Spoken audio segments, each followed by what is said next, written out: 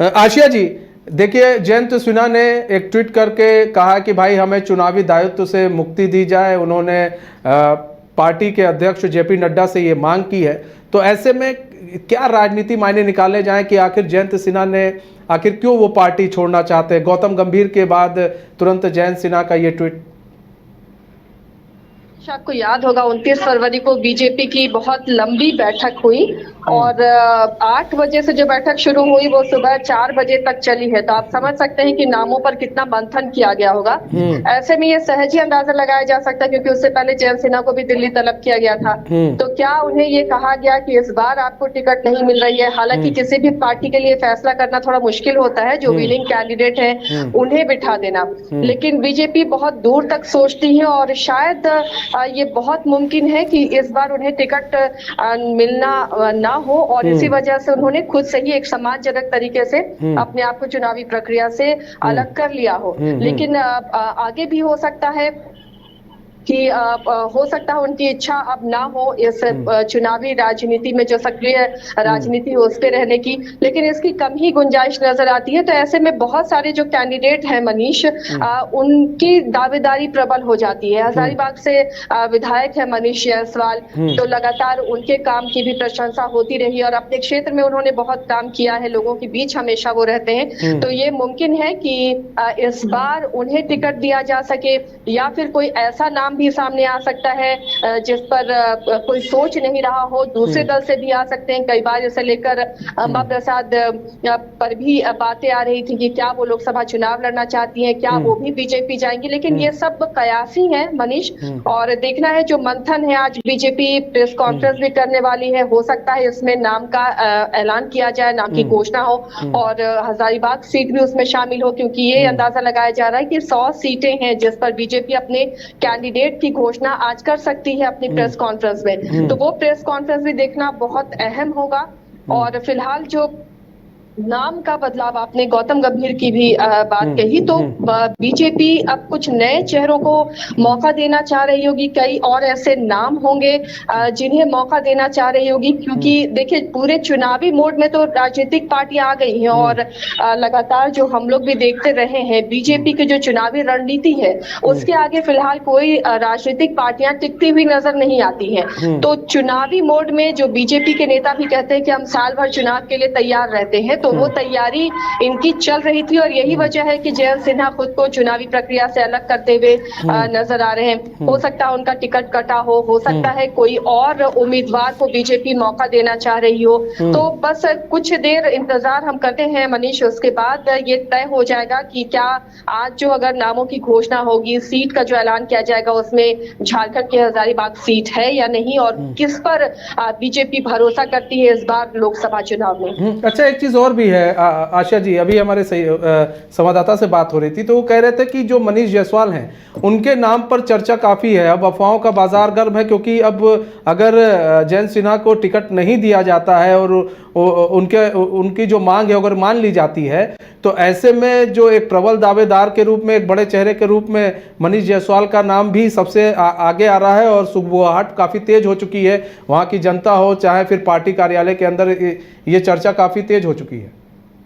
हाँ, बिल्कुल सही कहा मनीष आपने, क्योंकि देखिए अगर हजारीबाग से कोई और वैसा बड़ा चेहरा नजर नहीं आ रहा है, अगर जयंत सिन्हा चुनाव नहीं लड़ रहे हैं या बीजेपी ने उनके टिकट, पार्टी ने उनके टिकट काटने का फैसला किया और यही वजह रही, तो फिर अगला कौन हो सकता है? क्या बाहर से किसी को लाकर वहां से चुनाव लड़वाया जाएगा, या दूसरे किसी पार्टी से वहां पर कोई नेता आना चाह रहा है, या फिर वहां के जो प्रबल दावेदार है, जो वहां के विधायक है मनीष जायसवाल, मैंने पहले भी कहा कि काफी कद उनका ऊंचा है और जिस तरह से वो अपने क्षेत्र में इन दिनों सक्रिय हैं और लगातार कई ऐसी योजनाएं उनके खुद के द्वारा की जा रही है, लगातार वो कार्यक्रम आयोजित करते रहे हैं, चाहे वो सामूहिक विवाह का कार्यक्रम हो या फिर साड़ियों का वितरण हो, चाहे वो छठ महापर्व में जिस तरह से इंतजाम करना हो, या फिर जितने भी ओकेजन होते हैं या जितने भी जन कल्याणकारी योजनाएं हैं उन पर बहुत बढ़ चढ़कर अपने इलाके में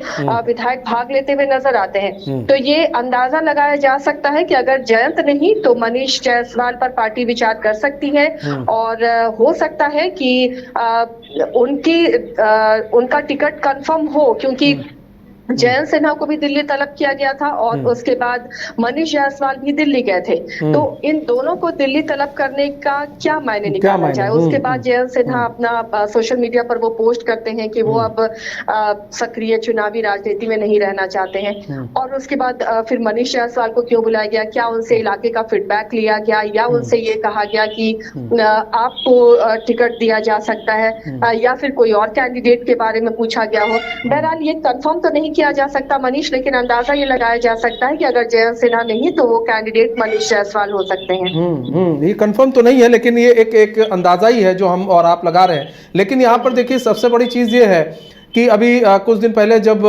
एनडीए अपने पूरे कुनबे को बढ़ा रही थी एक दौरान, जब तो उस दौरान में पीएम नरेंद्र मोदी ने अपने सांसदों की अभी कुछ समय पहले, कुछ महीने पहले बैठक बुलाई थी आशिया। और उस बैठक में ये हुआ था कि उन्होंने साफ साफ जो सांसद थे उनसे कहा गया कि आप ये मत सोचिए कि आपको ही टिकट दिया जाएगा। एक सांसद ने पूछ लिया कि अगर सर काम अच्छा हो तो उन्होंने कहा तब भी आप ये मत सोचिए कि आपको ही टिकट दिया जाएगा, क्योंकि भाई हमारे साथ गठबंधन भी है, तो ऐसा हो सकता है कि टिकट ऊपर नीचे हो सकता है, लेकिन इसके लिए आप लोग बुरा भी मत मानिएगा। अच्छा, इस दौरान एक बात और भी उठी थी कि क्या कुछ विधायकों को भी आगे किया जा सकता है, तो इसमें यह भी था हाँ विधायकों को भी आगे किया जा सकता है। तो विधायकों का भी रिपोर्ट कार्ड मांगा गया। अच्छा, तो ऐसे में जो रिपोर्ट कार्ड की बात करें तो आप बात कर ली जाए, अगर हम मनीष जायसवाल की बात यहाँ पर हम कर रहे हैं तो कहा जा रहा है जब एक ऐसा समय था, पैंडेमिक समय था जब कोरोना काल का, तो उन्होंने वो जनता के बीच में रहे, जहाँ कई विधायक देखा गया वो अपने घर में रहे, तो वो जनता के बीच में रहे सभी चीज़ों को पीछे छोड़ते हुए। तो ये भी एक असर डालेगा, वहाँ की जो जनता है, वहाँ की आवाम है, वो भी कह रही है नहीं भाई एक बार इनको भी आगे बढ़ाना चाहिए, इनको भी आगे बढ़ने का मौका देना चाहिए। बिल्कुल यही बात मैंने भी कहा था मनीष की बीजेपी ऐसी पार्टी है जो अपने फैसलों से चौंकाती है और ये वहां नहीं कहा जा सकता कि कोई व्यक्ति हावी होगा, चाहे वो कितना भी बेहतर अपने क्षेत्र में काम कर रहा हो। बीजेपी मौका देगी दूसरों को और जैसा कि पीएम ने भी साफ किया था कि हम किसी को भी मौका दे सकते हैं, जरूरी नहीं कि आपका रिपोर्ट कार्ड बेहतर हो तो आपको ही टिकट दिया जाएगा। तो ये हो सकता है गठबंधन के तहत जो आपने बात कही, तो ये नहीं लगता कि हजारीबाग सीट अपने जो यहाँ झारखंड में गठबंधन है बीजेपी के साथ आजसू का, उसे शेयर करेगी बीजेपी। ये सीट बीजेपी की ही रहेगी। और चूंकि रिपोर्ट कार्ड जब मांगे गए हैं, विधायकों के भी रिपोर्ट कार्ड मांगे गए हैं और उस रिपोर्ट कार्ड में मनीष जायसवाल खरे उतर सकते हैं, क्योंकि आपने भी कहा कि जिस तरह उन्होंने काम किया कोरोना काल में, मैंने पहले भी बताया कि लगातार वो अपने इलाके में जनता के बीच रहते हैं, चाहे वो नाली की समस्या हो, बिजली की समस्या हो, पानी की समस्या हो या किसी के घर में कोई हादसा हो, मनीष जायसवाल वहां पर हमेशा खड़े मिलते हैं अपने क्षेत्र के लोगों के साथ। तो ये बहुत मुमकिन है कि उनकी लोकप्रियता को देखते हुए या बीजेपी इस बार मनीष जायसवाल को मौका दे, क्योंकि कोई रिस्क नहीं ले सकती है फिलहाल बीजेपी। अगर अपने सिटिंग कैंडिडेट को बीजेपी हटा रही है, किसी दूसरे को टिकट देगी, तो ये जरूर कंफर्म करेगी कि उसकी जीत 100% सुनिश्चित हो। और चूंकि मनीष जायसवाल काफी लंबे समय से राजनीति में रहे हैं और लगातार वो बेहतर प्रदर्शन करते रहे हैं, तो ऐसे में बहुत मुमकिन है कि लोकसभा सीट में मनीष जायसवाल को ही बीजेपी टिकट दे और बहुत प्रबल दावेदारी भी उनकी बनती है। अगर कोई बाहर से किसी से डील ना हो रही हो कि वो बीजेपी में शामिल हो और उसके बदले में उसे टिकट वहां से चाहिए, तब तो ये सीट कंफर्म है कि मनीष जायसवाल को मिल सकती है, क्योंकि उसके अलावा वहां पर दूसरे विधायक जो आने वाले लोकसभा चुनाव के बाद राज्य में विधानसभा चुनाव भी होने हैं। ऐसे में बीजेपी के लिए मुश्किल नहीं कि वो हजारीबाग में कोई दूसरा विधायक कैंडिडेट चुने, लेकिन सांसद वाले में बीजेपी भी बहुत फूंक कर कदम रखेगी मनीष, और इसलिए भी वो बहुत लंबी मीटिंग चली थी, रात से सुबह तक वो मीटिंग चली जब नाम तय किए जा रहे थे। तो ऐसे में ये जरूर बीजेपी देखेगी कि जो 100% श्योर हो कि वो जीतेगा ही अपने इलाके में, उसी कैंडिडेट को बीजेपी भी टिकट देना चाहेगी। और इन तमाम सर्कमस्टेंसेस को देखें, इन तमाम जो खूबियां चाहिए अगर उसे देखें, तो वहां पर प्रबल दावेदारी विधायक मनीष जायसवाल की बनती है, क्योंकि अपने इलाके में लगातार वो रहते हैं, लोगों के बीच रहते हैं और कोई शिकायत वहां पर किसी ने नहीं की कि उनके विधायक, उनके जनप्रतिनिधि उन्हें नजर नहीं आते। अमूमन आपने देखा होगा कई ऐसे जगह है झारखंड में, कई ऐसी सीट है जहाँ के सांसद अपने इलाके में नजर नहीं आते, दूसरे जगहों से वो आके चुनाव लड़ते हैं और अपने क्षेत्र में वो नहीं जाते, और आक्रोशित जो वहां की जनता है वो गुमशुदगी का पर्चा तक चिपका देती है। तो ऐसे में इस बार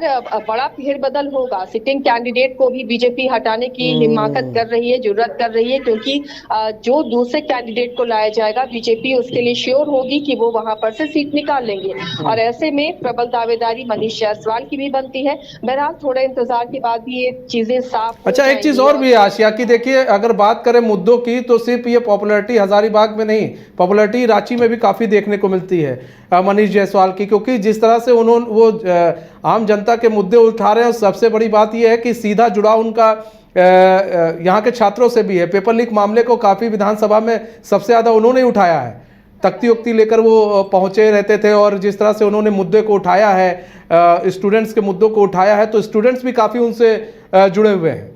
ऐसे में अब मजबूत दावेदार जो है वो वहां के विधायक नजर आ रहे हैं, मनीष जायसवाल नजर आ रहे हैं। तो हो सकता है कि मनीष जायसवाल के नाम की आज घोषणा हो जाए। हो सकता है उन 100 सीटों में हजारीबाग का भी नाम हो, और हजारीबाग के कैंडिडेट की भी घोषणा आज कर दी जाए। ठीक है आशिया, बहुत बहुत धन्यवाद हमारे साथ जुड़ने के लिए और तमाम जानकारी साझा करने के लिए। तो शशांक हमारे साथ, हमारे संवाददाता जुड़े हुए हैं। शशांक, देखिए यहाँ पर आशिया जिस तरह से अभी बता रही थी और हमारी सहयोगी कि भाई वहाँ पर नाम की चर्चा की बात करें तो जिस तरह से मनीष जायसवाल ने काम किया है तो उस काम को देखते हुए उनकी चर्चा आम है। और सबसे बड़ी चीज़ ये है कि मनीष जायसवाल का नाम सिर्फ हजारीबाग में ही नहीं, रांची में भी स्टूडेंट से भी पूछिए तो उनके मुद्दों को उठाने में मनीष जायसवाल काफ़ी आगे रहे हैं। विधानसभा सत्र, जब बजट सत्र चालू हुआ झारखंड का, तो सबसे आगे दिखे मनीष जायसवाल। जिस तरह से उन्होंने स्टूडेंट्स के मुद्दों को उठाया तो स्टूडेंट्स भी उनसे काफ़ी जुड़े हैं, या यूँ कहे युवा भी काफ़ी उनसे जुड़े हैं।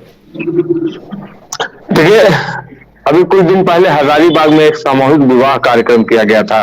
हजारीबाग का सबसे बड़ा सामूहिक विवाह कार्यक्रम था, और यह सिर्फ सामूहिक विवाह कार्यक्रम नहीं था। इसमें जितने भी दूल्हे थे उनके रोजगार की भी प्रॉपर व्यवस्था की गई थी।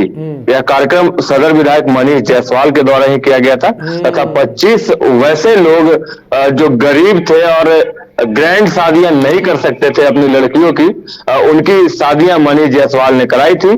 साथ ही साथ उनके जीवन साथी यानी लड़के की रोजगार की भी प्रॉपर व्यवस्था उन्होंने की थी। उन्हें टोटो गिफ्ट किया था, जिससे कि वह अपनी आर्थिक स्थिति सुधार सके और घर परिवार चला सके।